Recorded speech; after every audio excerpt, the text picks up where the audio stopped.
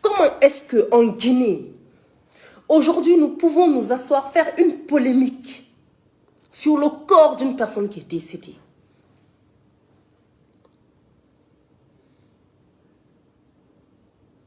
Quand ma mère est décédée,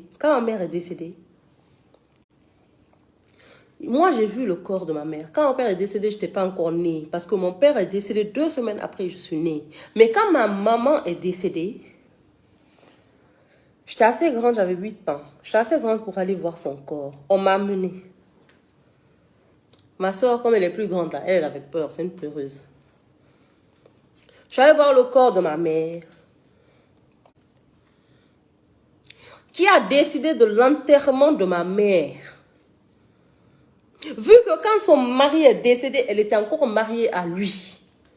Même si c'est eux là, je les clash aujourd'hui. C'est eux qui ont enterré ma mère. C'est la famille de mon père qui a enterré ma mère dans l'islam. Même si je dis je ne suis pas dedans là. Mais ça là, je suis d'accord. Mon papa étant décédé, ils n'ont pas divorcé ou quoi que ce soit. Ma mère était en vie d'abord. Et quand ma mère est décédée, alors que quand son mari est décédé, ils étaient mariés, ils n'avaient pas divorcé là.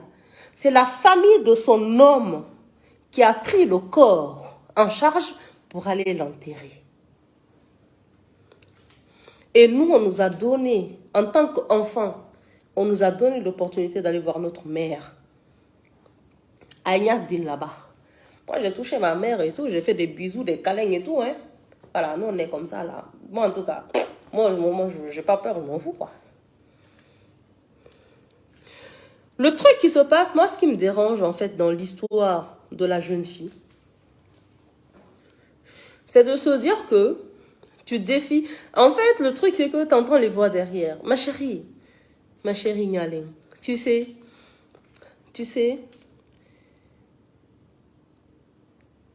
les finances, l'argent, tout ce que tu puisses imaginer comme opulence qui a trait aux finances, qui a trait à la richesse.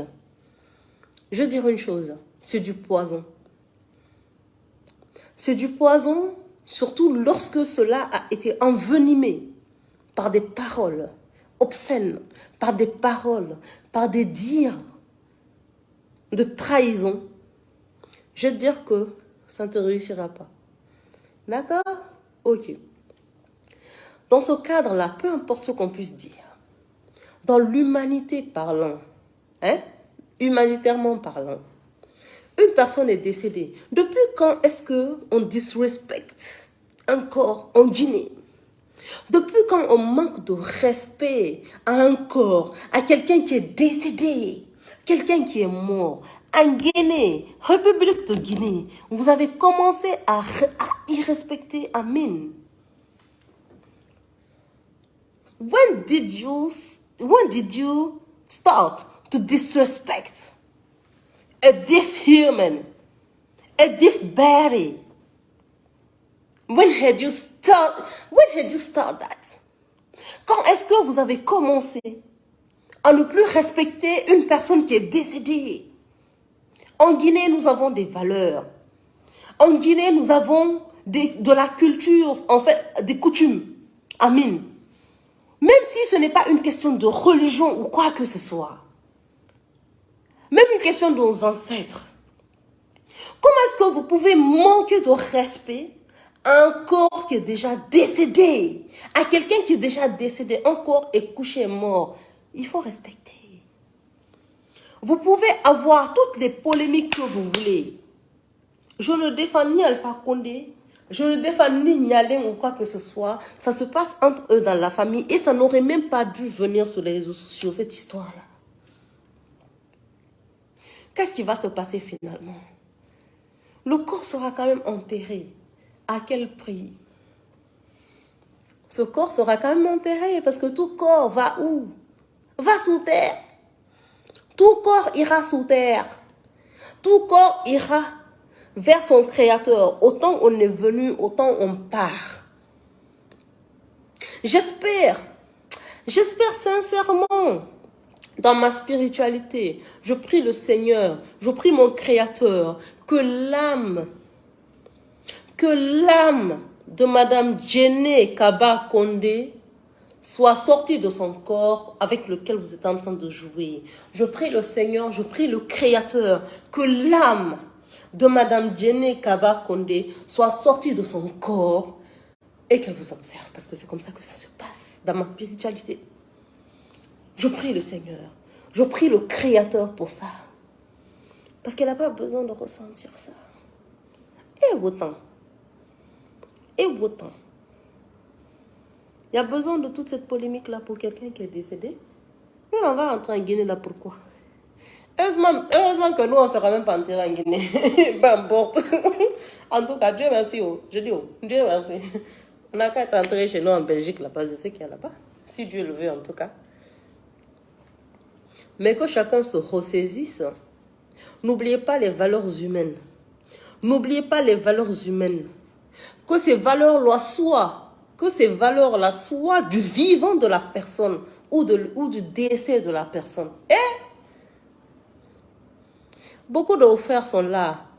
Ils se disent qu'ils vont rester en contact avec vous. Pourquoi? Car quand ils vont mourir, vous allez venir prier sur leur corps et tchontchin. Hadja Djené est là-bas. Aujourd'hui, on a prié sur son corps. Il y avait beaucoup plus d'étrangers que de Guinéens sur son corps qui priaient. Parce que son mari n'a pas donné. Son mari n'a pas donné cette bénédiction-là. Même nous qui sommes avec les blancs là, on connaît ça. Parce que son mari n'a pas donné d'aval. Qui était devant la mosquée là pour prier sur Hadja? Djené Kaba Kondé. Hein? Vous avez vu les vidéos? C'est ce que vous voulez? Toi, la fille de cette dame-là, c'est ce que tu voulais? On dit que non, c'est un air de taper, trali, tralala, hey. Amin. Ça, c'est entre vous là-bas. Mais cette dame-là s'est couchée, elle est décédée, respectez son âme. Respectez son retour envers son créateur qu'il a mis sur ce monde-là. Respectez le retour de Hadja Djené. Respectez le retour vers Allah de cette dame-là.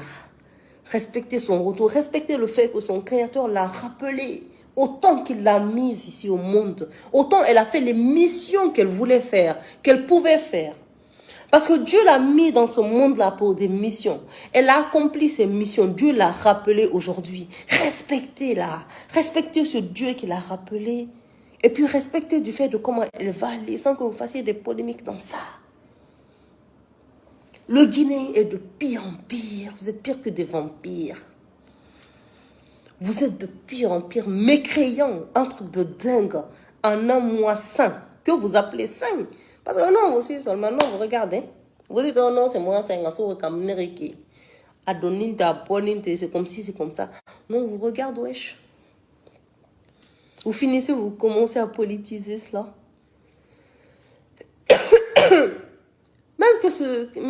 Même en fait, que le fait soit que la meuf ait le reçu des sous et tout ça là, c'est entre elle et sa conscience. Les choses se sont passées entre eux dans la famille. Je veux dire, respectez la défunte. Je veux dire, à un moment donné là, vous n'avez pas besoin d'exposer leur vie, leur machin, nani, nana. Parce que sincèrement, à vrai dire, sérieux là, si on regarde, hein, on s'en fout. On s'en fout de ce qui se passe dans la famille. C'est-à-dire que la Guinée a perdu une première dame.